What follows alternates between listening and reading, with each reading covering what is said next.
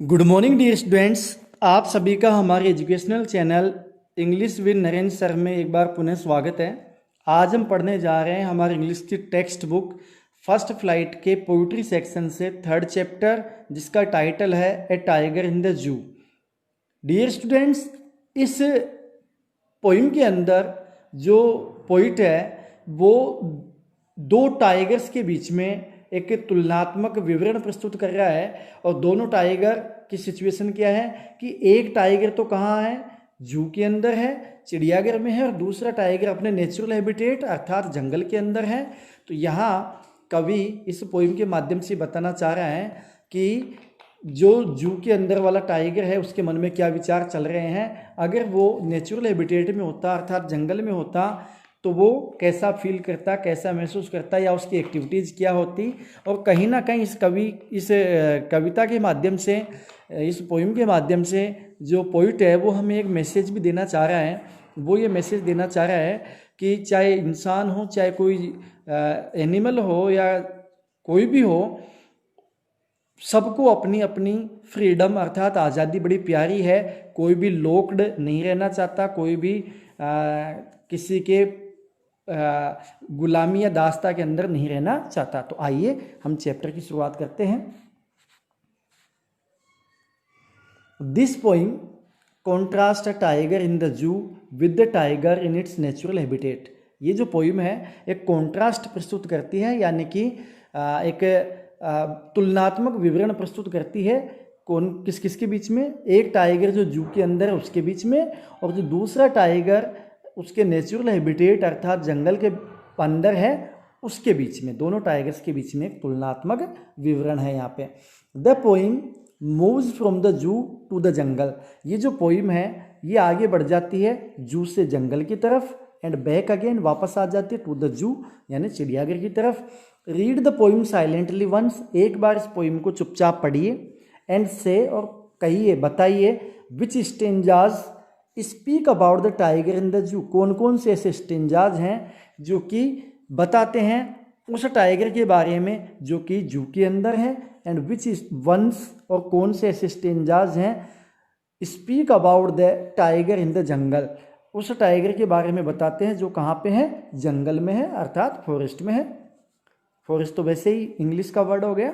चलिए आइए।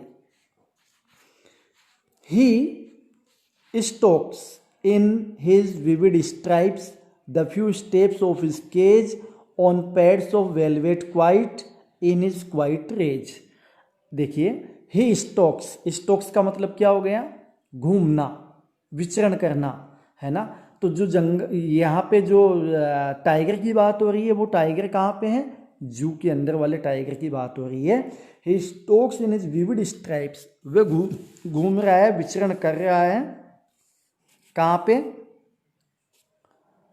इन is vivid. अच्छा, विविड का मतलब क्या हो गया? चमकीली, है ना। स्ट्राइप्स यानी धारियाँ, उसकी जो शरीर पे जो धारियाँ बनी हुई है चमकीली धारियाँ हैं। अर्थात इसके माध्यम से कहीं ना कहीं पोइट हमें ये बताना चाह रहा है कि जो चमकीली धारियाँ ये बता रही है, डिनोट करती है कि जो ये टाइगर है ये एकदम यंग है, एकदम जवान है। The few steps of his cage, उसका जो केज है, जो पिंजरा है, उसमें वो कुछ कदम आगे पीछे बढ़ता है। Own pads of velvet quite. अब पैड क्या होते हैं? पैड्स कहते हैं जो गद्देदार वस्तु होती है उसको कहते हैं। तो on pads of velvet quite, उसके जो पाँव के पंजे हैं उनके जो नीचे का हिस्सा है वो कैसा है? उसके जो पैड हैं वो कैसे दिखाई दे रहे हैं? एकदम गद्देदार। जो ये शेर है इसके पैरों के नीचे मुलायम एकदम मखमल के जैसे क्या है? गद्दियां हैं। और इसके पाँव क्या है? शांत है, यानी बिल्कुल धीरे धीरे वो विचरण कर रहा है अपने केज में, अपने पिंजरे में। इन इज क्वाइट रेज। क्वाइट का मतलब शांत, रेज का मतलब क्रोध। अब यहाँ शांत क्रोध का सीधा सा मतलब ये है कि उसको गुस्सा तो आ रहा है लेकिन उस गुस्से को वो बाहर व्यक्त नहीं कर पा रहा। क्यों नहीं व्यक्त कर पा रहा? क्योंकि वो पिंजरे के अंदर कैद है। आगे देखिए। He should be lurking in shadow sliding through long grass near the water hole where plump deer pass. या देखिए, he should be lurking. Lurking means छुपकर जब हम किसी शिकार की तलाश में, छुपकर जब कोई जानवर किसी शिकार की तलाश में रहता है, अर्थात घात लगाकर बैठा रहता है, तो उसको लर्किंग कहते हैं। इन शेडो, शेडो यानी छाया होता है, लेकिन यहाँ इसका मतलब अंधेरे में। तो जो ये टाइगर है, इसको कहाँ होना चाहिए था? इसको जंगल में होना चाहिए था, और वहाँ पे क्या करता? घात लगा के बैठा रहता अंधेरे में। स्लाइडिंग यानी खिसकता थ्रू लॉन्ग ग्रास, थ्रू यानी में होकर, लॉन्ग यानी लंबी लंबी, ग्रास यानी घास, लंबी लंबी घास में होकर ये आगे सरकता। नियर द वाटर होल, और कहाँ चला जाता? पानी के होल के पास, यानी पानी का जो तालाब है उसके पास वो चला जाता। वेयर, जहाँ पर प्लम्प यानी मोटे मोटे, डियर यानी हिरन, पास यानी गुजरते हैं, जहाँ पे मोटे मोटे हिरन वहाँ से गुजरते हैं, अर्थात वहाँ पानी पीने के लिए आते हैं, तो वहाँ पे घात लगा के वो बैठा रहता और क्या कर रहा होता? इन जो मोटे मोटे हिरन आ रहे हैं इनका वो शिकार करता। तो यहाँ पे जंगल के टाइगर की बात की गई है। आगे देखिए, he should be snarling around houses. Snarling का मतलब होता है दांत दिखाकर गुर्राना। अब वो क्या कर रहा होता? स्नेरलिंग यानी दांत दिखा के गुर्रा रहा होता अराउंड हाउसेज। अब अराउंड हाउसेज का मतलब है कि गांव के आसपास जहाँ पे लोग रहते हैं उसके आसपास वो लोगों को डरा रहा होता। एड द जंगल्स एज, जंगल के एज यानी किनारा, जंगल के किनारे पर स्थित जो ग्रामवासियों के मकान है उनके आसपास वो जाता और उनको दांत दिखाकर गुर्राते हुए डराता।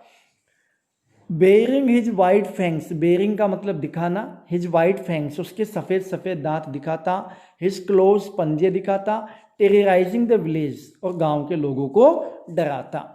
तो ये इस स्टेंजा में भी कौन से टाइगर की बात हो रही है? A tiger in his natural habitat, अपने प्राकृतिक आवास में, और विच इज फॉरेस्ट जो कि जंगल होता है, तो उसके टाइगर की बात हो रही है। आगे देखिए, but he is locked in a concrete cell, his strength behind bars, stoking the length of his cage, ignoring visitors. But he is locked, लेकिन वो locked है, कैद है, बंद है, in a concrete cell।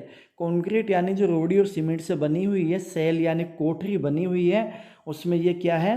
बंद है। हिज स्ट्रेंथ बिहाइंड बार्स, उसकी जो स्ट्रेंथ है, उसकी जो ताकत है, वो किसके पीछे छिप गई है या किसके पीछे आ गई है? बार्स यानी सलाखों के पीछे आ गई है। Stalking the length of his cage, और वो केवल इतना सा काम कर रहा है कि उसके जो केज की लेंथ है, जितना लंबा उसका पिंजरा है उतनी लंबाई में स्टोकिंग यानी विचरण कर पा रहा है। इग्नोरिंग विजिटर्स, इग्नोरिंग का मतलब उपेक्षा करते हुए, विजिटर्स का मतलब जो वहाँ पे आगंतुक आ रहे हैं, जो जू की सैर करने के लिए जो विजिटर्स आ रहे हैं उनको, उनकी उपेक्षा करते हुए वो क्या कर रहा है? अपने केज में स्टोकिंग कर रहा है यानी विचरण कर रहा है। He hears the last voice at night. अच्छा, ऊपर वाला जो स्टेंजा है जो कि अभी हमने पढ़ा, इस स्टेंजा में हमने ये जो स्टेंजा है ये कौन सा है? इसमें कौन से टाइगर की बात हो रही है? इसमें जू वाले टाइगर की बात हो रही है, tiger which is in the जू। अब आगे बढ़ते हैं, हम आगे वाला स्टेंजा देखते हैं। He hears the last voice at night, अब वो रात की अंतिम वॉइस सुनता है, यानी किसकी? The patrolling cars and the stars with his brilliant eyes at the brilliant stars. अब वो सुनता है लास्ट वॉइस यानी अंतिम आवाज़ सुनता है रात में। द पेट्रोलिंग कार्स, और आवाज़ किसकी आ रही? पेट्रोलिंग कार, जो गश्त करने वाली कारें होती हैं ना, रात में जंगल में घूमती हैं, उनकी आवाज़ उसको सुनाई दे रही है। And stairs with his brilliant eyes, देखता है, स्टेयर्स यानी देखता है, ब्रिलियंट यानी चमकीली, आइज यानी आंखों से, एट द ब्रिलियंट स्टार, चमकदार सितारों को देखता है। तो अब आप यहाँ समझ गए होंगे कि इसमें कौन से टाइगर की बात हो रही है? The tiger which is in his natural habitat, ऐसा टाइगर जो अपने नेचुरल हैबिटेट में है। यानी इस स्टेंजा में बताया जा रहा है कि जो टाइगर जंगल में है उसको रात में कारों के पेट्रोलिंग की आवाज़ सुनाई दे रही है और वो आसमान में अपनी चमकीली आंखों से देख रहा है। तो dear students, that is all for today. इस वीडियो को आपको अच्छे से देखना है, समझना है, डिफ़िकल्ट वर्ड्स आप नोट कर लीजिएगा और पोइम को अच्छे से पढ़िएगा। Okay. Thanks for watching, have a great day, see you soon.